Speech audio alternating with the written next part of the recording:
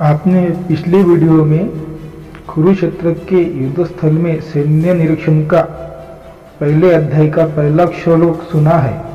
अगर नहीं सुना होगा तो प्लेलिस्ट में वीडियो की लिंक दी हुई है, जाके वो वीडियो आप देख सकते हैं। अब चलते हैं दूसरे श्लोक की ओर। दृष्टातु पांडवानिक व्यूढ़ दुर्योधन स्तब्धा आचार्य नुद्रम्य राजा वचनम ब्रवीत।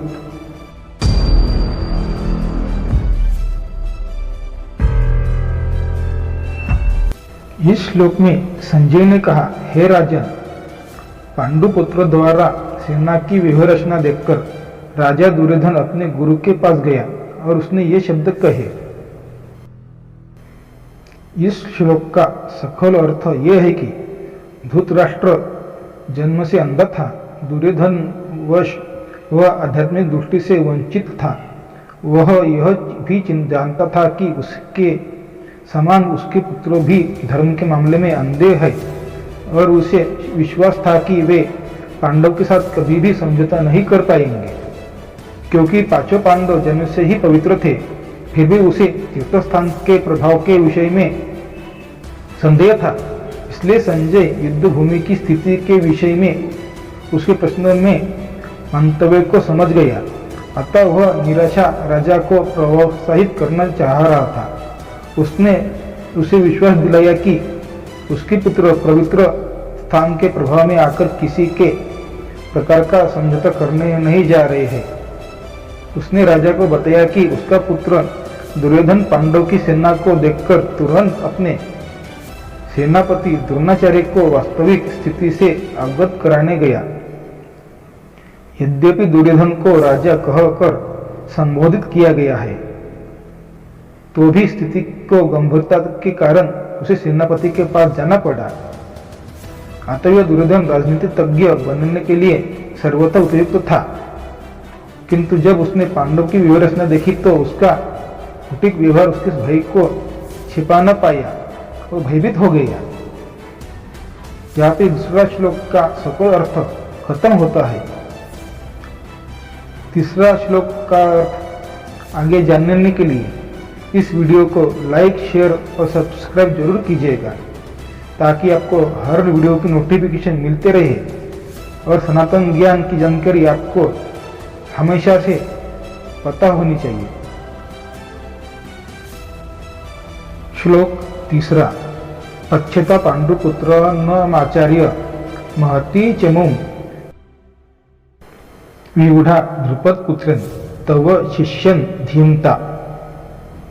इस श्लोक का मतलब यह है कि हे आचार्य, पांडुपुत्रों की विशाल सेना को देखे, जिसे आपके बुद्धिमान शिष्य द्रुपद के पुत्र ने इतने कौशल से व्यवस्थित किया है।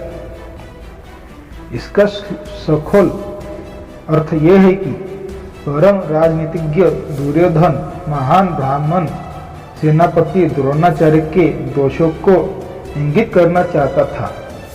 अर्जुन की पत्नी द्रौपदी के पिता राजा द्रुपद के साथ द्रोणाचार्य का कुछ राजनीतिक झगड़ा था। इस झगड़े का फलस्वरूप द्रुपद ने एक महान यज्ञ संपन्न किया, जिससे उसे एक ऐसा पुत्र प्राप्त होने का वरदान मिला जो द्रोणाचार्य का वध करके द्रोणाचार्य उसे भली भांति जानता था।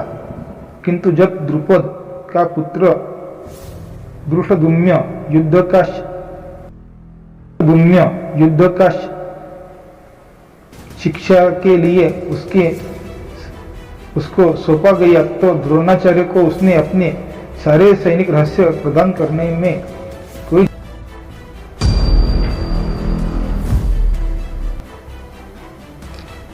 अब धृष्टद्युम्न कुरुक्षेत्र की रणभूमि में पांडव का पक्ष ले रहा था और उसने द्रोणाचार्य से जो कला सीखी उसी के आधार पर उसने यह व्यूहरचना की थी। दुर्योधन ने द्रोणाचार्य की इस दुर्बलता की ओर इंगित किया, जिससे वह युद्ध से सजग रहे और समझौता न करे। इसके द्वारा वह द्रोणाचार्य को यह भी बताना चाहता था कि वह अपने प्रिय शिष्य पांडव के प्रति युद्ध में उदारता न दिखा बैठे। विशेष रूप से अर्जुन उसका अत्यंत प्रिय एवं तेजस्वी शिष्य था। दुर्योधन ने यह भी चेतावनी दी थी कि मैं उसी प्रकार की उदारता से हार हो सकती है। यहाँ पे पहले अध्याय का तीसरा श्लोक खत्म होता है। और भी श्लोक और अध्याय की जानकारी पाने के लिए इस वीडियो को लाइक, शेयर और सब्सक्राइब जरूर कीजिए ताकि हर वीडियो की नोटिफिकेशन आप तक पहुंचती रहे।